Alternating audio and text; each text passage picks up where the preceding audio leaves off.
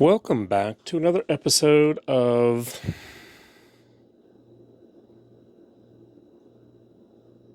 Hang on. Hold that thought. Hold that thought.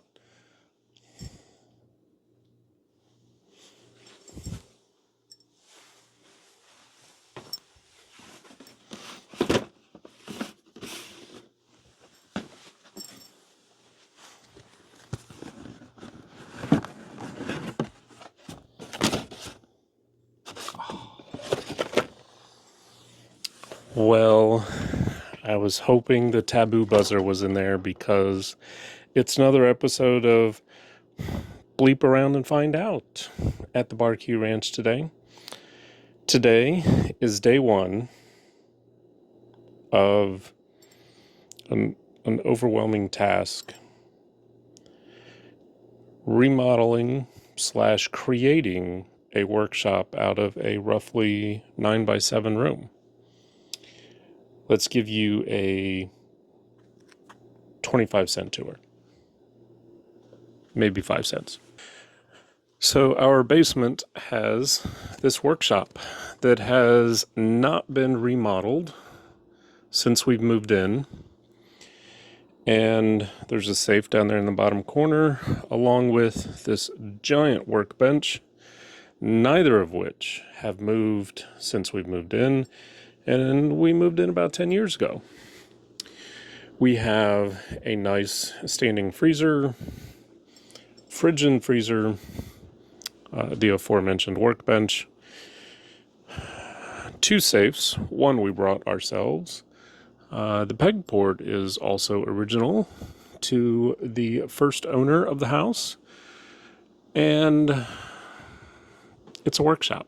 I mean, I don't know what you expect. So anyway, the idea is to gut everything down to the studs, replace insulation, replace the drywall. Hopefully we can keep the studs. We'll see. We'll play that by ear. The opposite side of this wall with the door, I won't be doing any stud work there. However, the wall opposite me that butts up against our laundry room, I may redo studs there. And then this long wall and short wall are outside walls. They go up against the cinder block foundation. I may or may not do new studs there. Playing it by ear, we'll see. Yeah, I don't know what I'm going to get myself into. I'm in the middle of renovating my childhood home and helping take care of 3 houses, running a small business. It's Christmas time.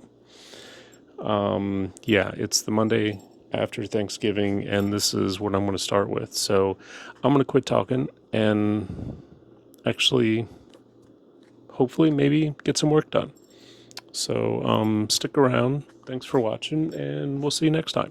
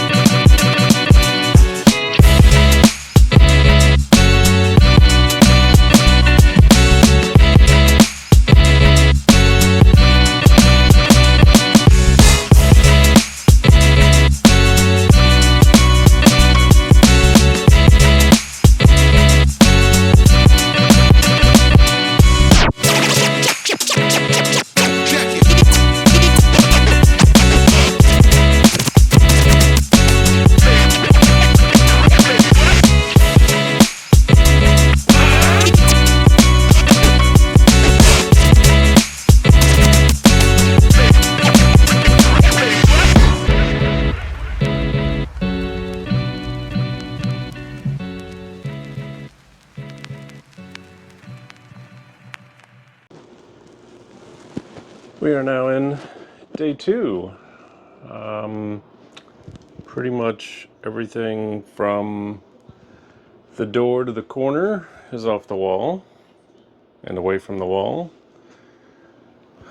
Most everything is off the long wall. Still got some shelves to take down, the workbench to clear off, but generally speaking, we've made good progress. So just keep trucking.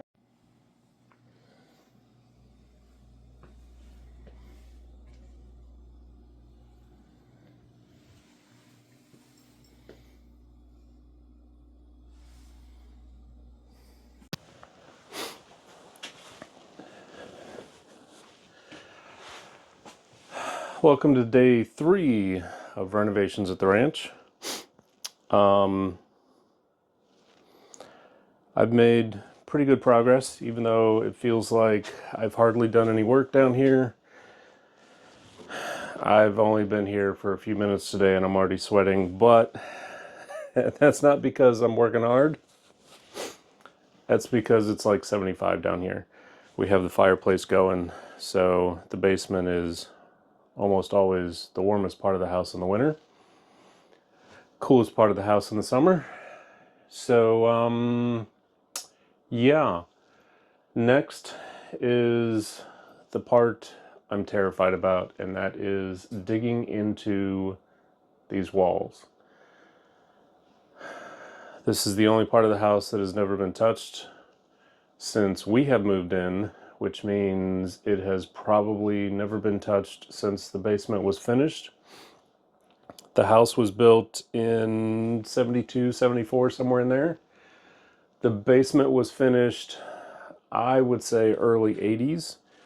And it was definitely not finished to code, although back then I don't know if there was a code, but not up to today's code, that's for sure. But when we accidentally flooded the basement and we demoed and renovated the rest of it, I was at the time working from home and this became my office. I had a teeny tiny desk. I sat in the corner, and while they were hammering and cutting and doing all sorts of stuff, I had the door closed and did my best to work, take phone calls, stuff like that. So we never did get to this room, and we never got to the laundry room, which is opposite me.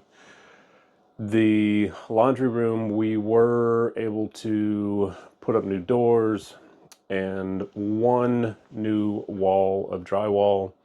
We also painted the cinder block foundation, but other than that, didn't really do anything. So that's kind of half finished over there. I don't know that I'm going to get to that. We will see, but this is the room that I'm focused on right now. And I don't really know how I'm going to split up the work, because on the other side of this wall is finished, done. I don't want to touch it. So I need to carefully take this drywall off. This wall and this wall behind me, completely untouched since the dawn of time. And the worst part is, as much as I preached, don't get a case of while you're at it, while we were at this, let's do that, I really should have found a different place to work and finished this corner of the basement. It is only 7 foot by 9 foot, and I now have to take everything through the finished basement. So all this drywall, insulation, everything that comes down has to go through the nice carpeted, painted, finished basement that is decorated for Christmas. And is holding everything that was in here is now out there. So that's going to be a chore, a challenge, not fun, but it's got to be done. So Yeah, I don't know what I'm going to do, but we'll figure it out as we get there. Yeah, I think I'm going to take some measurements. Maybe I can finish this wall before I get to this, but I don't think I will. I don't think I'll be able to. So I'm just gonna cut the video here while I talk to myself like a crazy person and figure out what I'm doing, because I need a plan. Yeah, stay tuned. This is only day 3. More to come.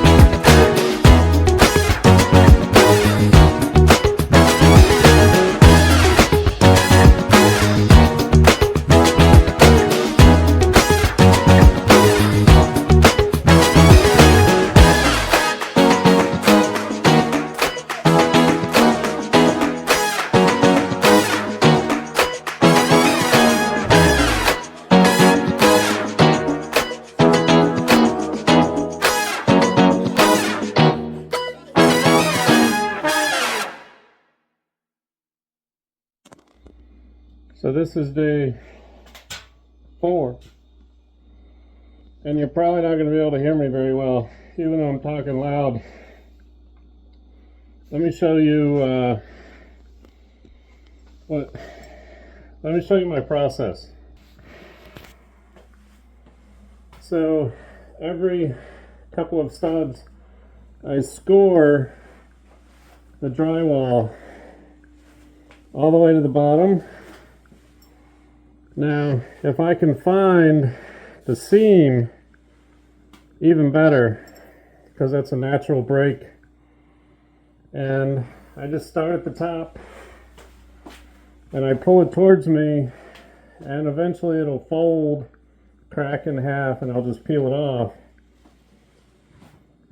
And you get small, manageable sections that you can, as an individual, take out a couple pieces at a time. And then the insulation, I'll roll, if it's faced, I'll roll it and keep the face to me, and then I'll take that big ho-ho of insulation and shove it in a trash bag. And I got kitchen trash bags, they suck, but it's better than nothing. The nice big thick contractor bags are the best, but right now I just want to get it done. I'm a little worried about what's behind this wall, but let's get back to work. I can tell you, having your camera equipment in this nice dusty environment is probably not a good idea. But I left it and I didn't think about it. So I always forget the microphone's magnetic. I don't know if you can hear me through all my PPE.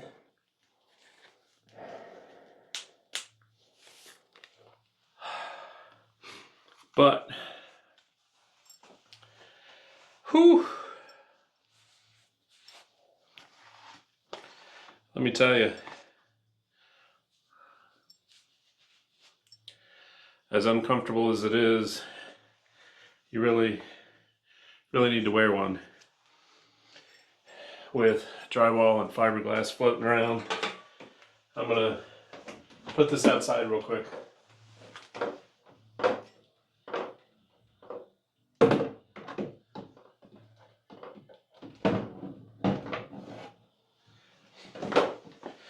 Whew. So, one wall left.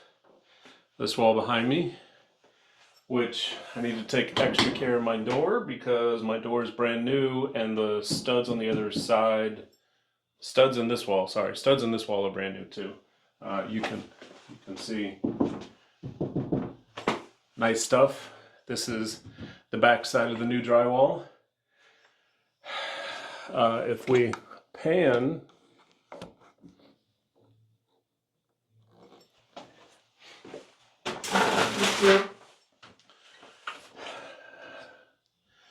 no, I'm not actually this tall. I'm standing on a step.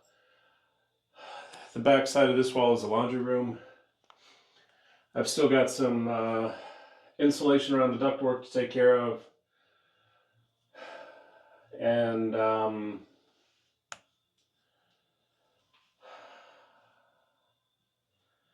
this is going to be a cluster bleepity bleepity bleep of a framing job in here because I have 1, 2, 3 ducts coming in, HVAC ducts. This middle one supplies this room. This one, which is brand new, a little rerouted, and the one on the other side supply the upstairs bedroom. I've got electric in the walls, all 4 walls, and the aforementioned door, but, well, that's not going to help. We also have 2 sewer lines. The main sewer line for the whole house and the secondary line coming from the washing machine. All of which, if you follow, come on, still got my microphone. If you follow over here into this deep, dark corner, there we go. Oy vey. We have the main line coming down, joining with the washing machine into a clean out that goes into the septic tank.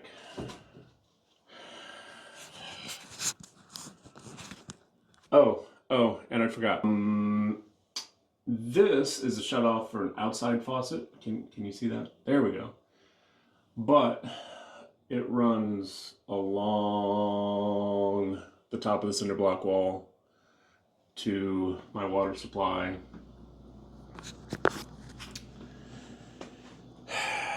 Yeah, so I've made a mess. Quite a mess. But I've made progress. I need to get out of here. Today's day 4. I think day 5 is going to be me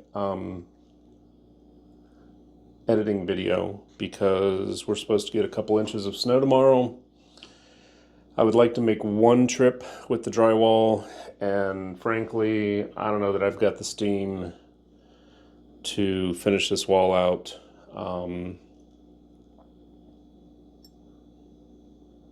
So I'd rather take my time, not get overwhelmed. Just like they say, how do you eat an elephant? One bite at a time. But based on this, it looks like you make them eat a stick of dynamite and blow them up and then just pick up the pieces.